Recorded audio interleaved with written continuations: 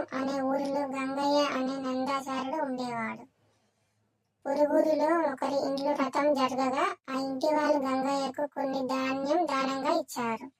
వాటిని భుజాన వేసుకుని ఎండలోనే ఇంటి ముఖం పట్టాడు. దారిలో సేద తీర్చుకునేందుకు కుండలు చేసే వారి ఇంటి వద్ద అరుగు మీద నడుము వాల్చాడు. అందుకు వాళ్ళ అనుమతి కూడా తీసుకున్నాడు. ఆ అరుగు మీదనే కుండల దొంతర ఉన్నది. తన వద్ద ఉన్న ధాన్యం మూట గురించి ఇలా ఆలోచించసాగాడు.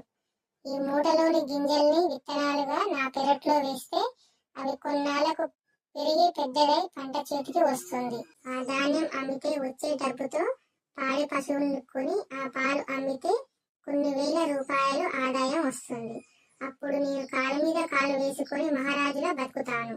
అలా సంపదలో ఉన్న సమయంలో నా బంధువులు అందమైన తన అమ్మాయిల్ని ఇచ్చి వివాహం జరిపేందుకు పోటీ పడుతూ ఉంటారు.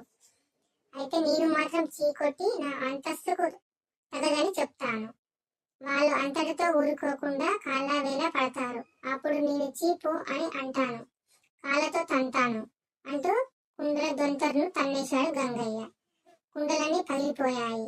ఆ ఇంటి యజమాని కుండలని పగిలిపోవడం చూసి కోపానికి గురై గంగయ్యను పట్టుకుని 4 తగిలించి అక్కడి నుండి తరిమేశారు. ఈ కథలో నీతి ఏమిటంటే పగటి కళ్ళు కంటూ గాల్లో మెడలు కట్టకూడదు.